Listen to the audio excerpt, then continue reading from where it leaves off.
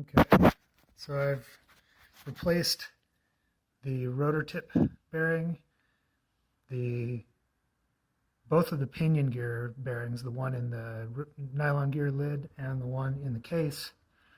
So this is my first test. See how it sounds.